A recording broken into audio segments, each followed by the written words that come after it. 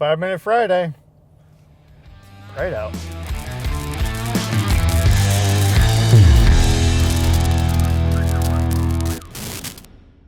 For this 5-Minute Friday, and probably for the next several of them, I got a pretty good list of questions, and I'd like to run through them. And they're pretty basic information type things, but hey, a lot of people that are on here don't know. And if you don't know, you don't know. So this week, this question is going to be, what materials are suitable for TIG welding?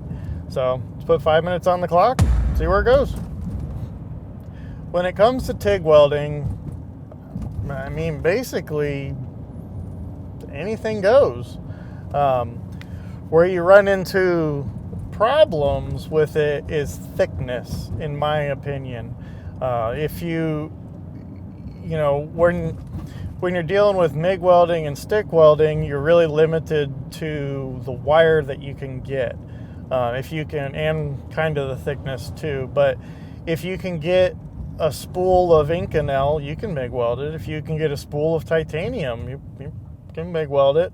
If you can, if you can do it, it works. There's applications for a lot of MIG welding jobs that are kind of out of the norm, but when it comes to TIG welding, you can pretty much do anything with it. Like I said before, the only thing that you're really limited to is amperage and what can your torch handle. Like, if you're getting into something that's like a 1/2 inch thick, you probably want to MIG weld it or stick weld it or something like that, but anything within reasonable size that your machine can handle, you pretty much can weld it. You may need to preheat, you may need to do different things with, like cup sizes or torch sizes or something like that, but you can weld it. When it comes to the materials, like I said, with having a machine that can do DC and AC, pretty much the sky's the limit on whatever. If it's weldable, you can pretty much weld it with TIG welding. That's one of the reasons I really like the process, because I'm not limited to whatever wire I can get. Granted, yes, you do need to have the right filler wire, but a pound of Inconel 718 or 625 or Hastelloy X or something like that is a lot easier to come by than a 10 pound or a 30 pound spool of the same material. So it just kind of, But the downfalls when it comes to TIG welding is it's very slow in comparison to MIG. The weld sizes are much, much smaller in comparison to MIG and stick. So the application that you're using it for needs to be for TIG welding. Meaning, if you're doing something you have to do a 1/2 inch weld on it, you probably don't want to TIG weld it. I have had one application where I needed to do a 3/4 inch fillet weld, and they were adamant that it had to be TIG welded. It was just steel. It wasn't anything fancy. It was just a fixture, but it had to be TIG welded. Per the drawing, we called and asked about it, and they're like, no, we want it TIG. Okay. 900 feet of weld later. But like I said, the downsides to TIG welding are it's a much slower process. You have to be a little bit more finicky with it, with like cleaning the material, making sure the scaling is off of it, just doing different things like that. Where other processes with MIG and stick, you can kind of get away with having a little bit more dirtier material. I still highly recommend getting any process you're doing. I recommend getting the material as clean as possible. I mean, that's just clean metal is a clean weld. Dirty metal, probably gonna have a dirty weld. But like I said before, with the the applications being so broad, you can, if you have a TIG welder in your shop at home or in your shop at work, I mean, basically you just turn it on and put it on DC or AC, and as they say, Bob's your uncle.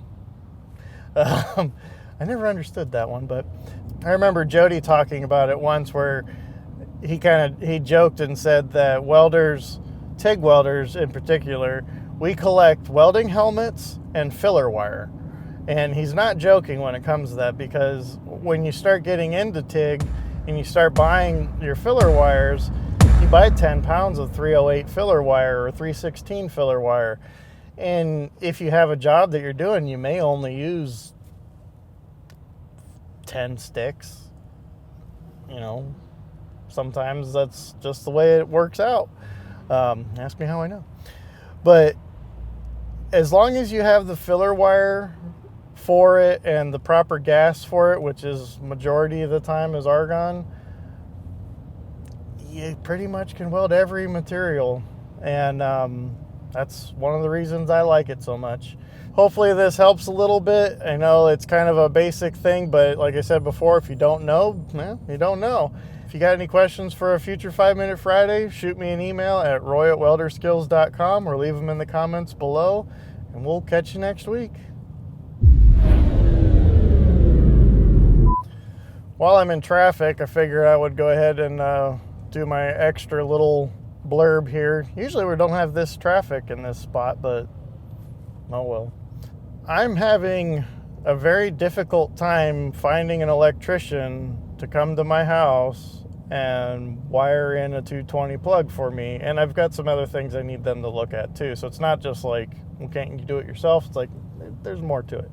It's a good thing because they're busy. They're not just lazy. It's sorry, I'm spread too thin right now. I don't have the time to do it. So that in all essence is awesome. That's great for them. It's been a little frustrating because I'm trying to like give someone money to come do this for me, and I can't get someone to come. So I apologize for not having any welding videos for a while. It's kind of out of my control with moving and everything.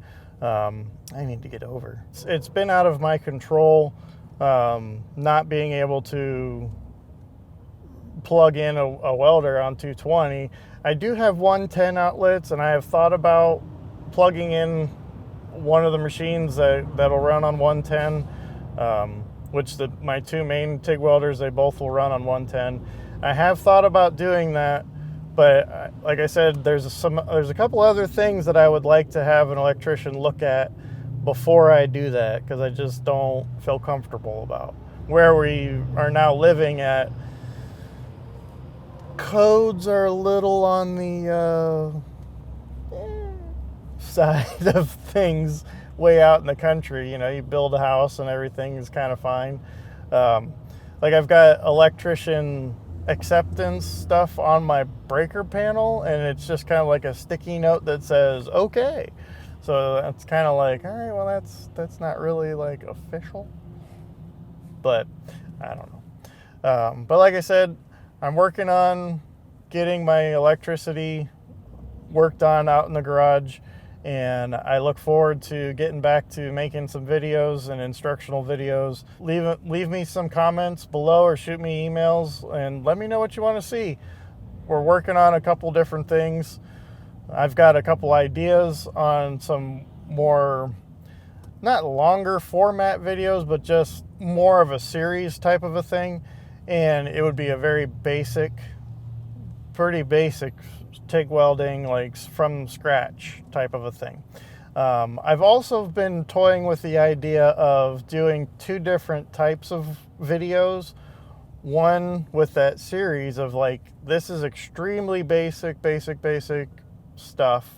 And then having another style of video that is more advanced type of things, or more, you know, intermediate to advanced type things, because I don't want to exclude people that are on here that know what they're doing, but at the same time, I don't want to exclude people that are on here that are trying to learn. So I'm kind of leaning towards doing both and just having dedicated videos to this is basic and this is a little bit more advanced. Thoughts? Let us know what you want to see and we'll work on it. I'm stuck in traffic for a while. I see flashing lights ahead of me, so hopefully I'll be out of here soon. Catch you next week.